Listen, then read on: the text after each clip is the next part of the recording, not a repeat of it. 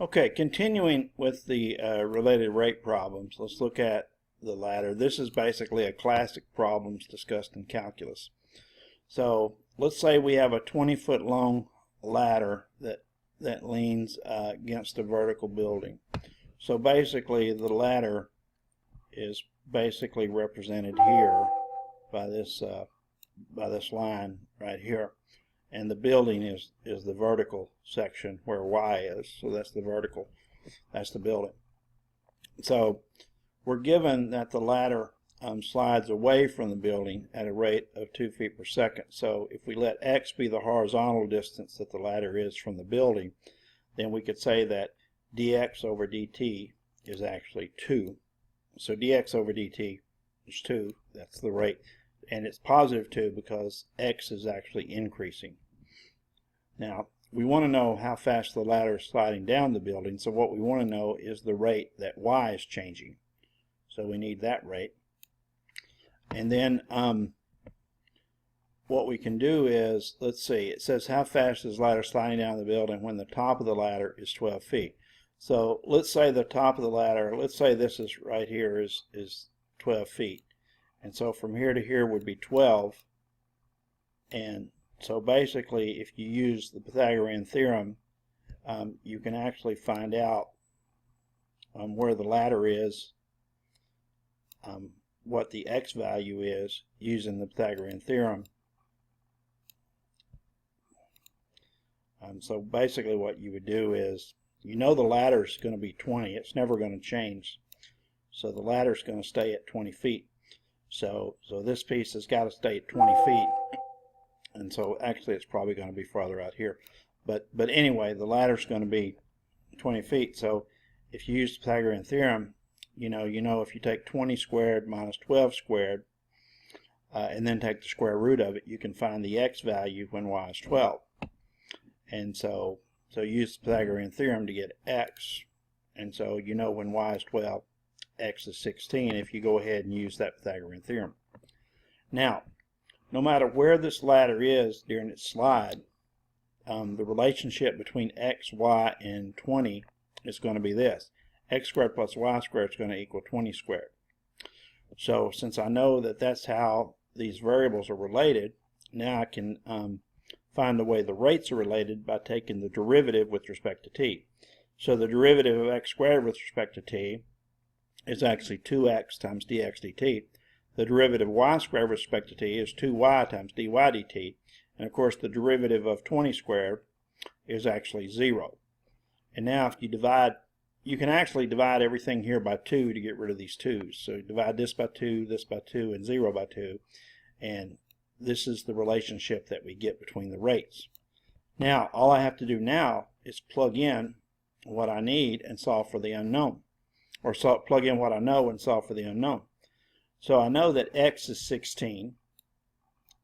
I know that dx dt is given, that's 2. And I know that y is 12. And I have to solve for dy over dt. So now 16 times 2 is 32. So we can move that to the other side, and I get 12 dy dt is negative 32. And then divide by 12, and I get dy over dt is negative 32 over 12, which is about negative 2 2/3 feet per second. So basically, it makes sense that it's negative because as x increases, the y value must be decreasing. So that must mean that the rate of change must be negative. So there's your rate that the y value is decreasing, negative 2.67 feet per second. Okay, here's another example. You've got a conical tank down here and water's running into it. So there's water running into this tank at a rate of 9 cubic feet per minute. And we know the tank has a height of 10 feet. So basically from top to bottom it's 10 feet. And the base radius, let me scroll this back a little bit. And the base radius is 5 feet. So that means here to here is 5 feet. So it says how fast is the water level rising? So when the water gets to 6 feet deep. So when the height gets to 6 feet, how fast is the water level rising? Well, here represents the water level at a particular time. So what I can do here is, if you do a side cross-section view of the tank, you're going to get an isosceles triangle. And so actually I'm going to get, let me show you this picture. I'm going to get a triangle here, and well, you can see it now. Here is an isosceles triangle right here. And so basically, oh, I'm sorry, the isosceles triangle is this, my bad. But actually I am going to use that triangle, but just to make sure you understand, this is the isosceles triangle here. Okay. Alright, so that's the isosceles triangle. But we just want to look at one half of this triangle. So what we're going to do is we're going to just look at one side of this triangle.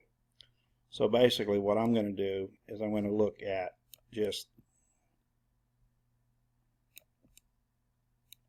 oops, hopefully you can still make that out. So I'm just going to look at this side. Okay, now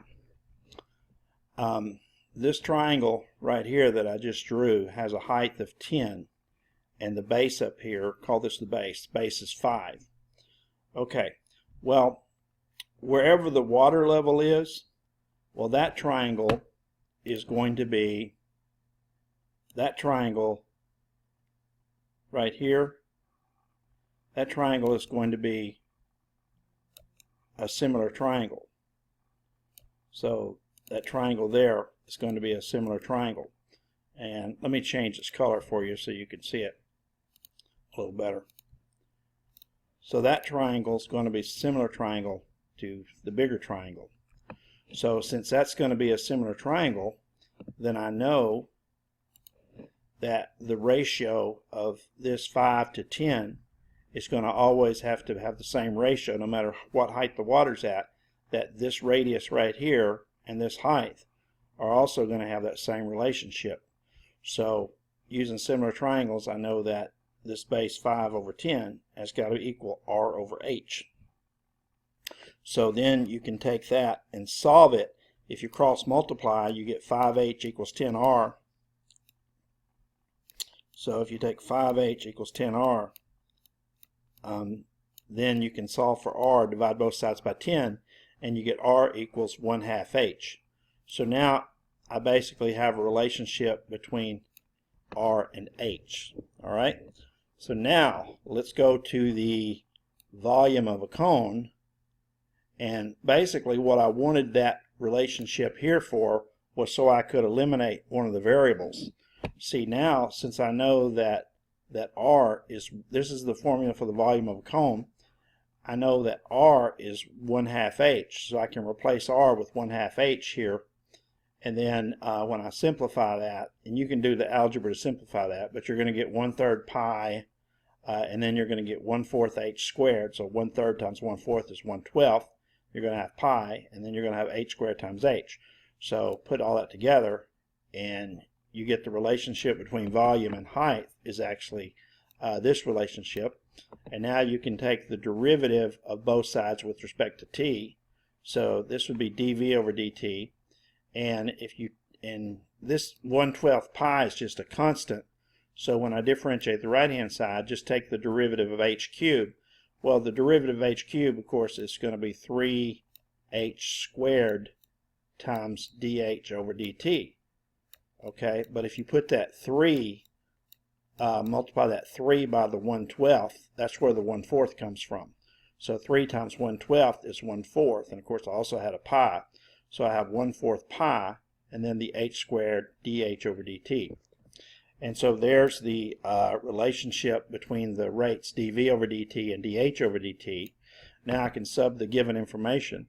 I know that water runs into the tank, so that means the volume is increasing at a rate of 9 units. And it says how fast is the water level rising when the water is 6 feet deep. So I want h to be 6, so let's put h6. So that would be 6 squared. So now if you multiply this together, you get 1/4 times 36 pi, which is 9 pi. So you get 9 equals 9 pi dH dt. And then to solve for dH dt, just take 9 divided by 9 pi, and actually that's going to be 1/pi. And when I got a calculator and plugged it in, I got about 0.318 feet per minute. So the height is actually increasing at a rate of about 0.32 feet per minute. And so that's how you do that. Okay, I'm going to let you read this next one because I want to do a trig example. But read this next one. Pause the video if you need to and just read this one and then see if you can work through it. And when you finish, go ahead and restart the video. Okay? Okay, so let's take a look at number 7. It says a man is filming the space shuttle as it takes off vertically. The man is standing at a horizontal distance of 2,000 feet from the shuttle. If the position of the rocket is determined by s of t equal 50t squared, find the rate of change of the camera angle, the angle of elevation, at 10 seconds after liftoff. Okay, so let's take a look at this. All right, so we're going to let C represent the camera. So here's the camera right here. All right, and B is going to represent the shuttle taking off. So here's the shuttle. Okay. And theta is the angle of elevation. So theta is the angle of elevation there. All right, now we can get ds dt from the given. We know that s is 50t squared. That's just the height. So that just represents the height of the rocket. And so ds dt is 100t. So from that, when t is 10, I can get that ds dt is 1,000. So keep that in mind. Now, recall from trigonometry that the tangent of theta is opposite over hypotenuse. So the tangent of this angle would be s over the 2,000 feet. So tangent theta is s over 2,000. Now, if you differentiate this with respect to t, tangent of theta, the derivative of tangent theta would be secant squared theta times d theta over dt using the chain rule. And the derivative of this would be 1 over 2,000 times the derivative of s with respect to t. Okay, so now what I'm going to do is I'm going to solve for d theta dt by dividing both sides by secant squared. But when you divide by secant squared, it's the same as multiplying by cosine squared theta. Oh, by the way, I can put ds dt in now. Remember, I know that ds dt is 1,000. So put that in. And now I know that I have cosine squared times 1,000 over 2,000, which is cosine squared theta over 2. So that's the relationship between d theta dt. Now, to finish the problem, we need theta. How do we get it? Well, we know that t equal 10 seconds, s of t equal 50t squared, and s of t equals 5,000 feet. So at 10 seconds, we know that this height is 5,000 feet. So to make a long story short, you can use trig. You can return to this formula, put in 5,000 for s, which is the height, and you get tangent of theta is 5/2, and then you can dance a little trig, and you get tangent of theta is 5/2, which is opposite is 5, adjacent is 2, and then to get the hypotenuse, use the Pythagorean theorem, you get square root of 29. So tangent of theta. So now if you look at the triangle, I don't have time to draw the triangle, but if you look at the triangle, you can go back to cosine of theta and say, well, cosine of theta is adjacent over hypotenuse. So adjacent was 2, hypotenuse square root of 29. So that's cosine of theta. And so cosine squared theta would be the square of that, so it'd be 4 over 29. And so if you now, let's go back to our problem. Cosine squared theta, remember, is 4 over 29, and so divided by 2. So 4 over 29 divided by 2 is 2 over 29 radians per second. So the angle theta is changing at that point at 2 over 29 radians per second. Okay, that's pretty much all I want to talk about on related rates. And again, there's all kinds of problems you could run across on related rates. But that's about as deep as I'm going to get in these videos.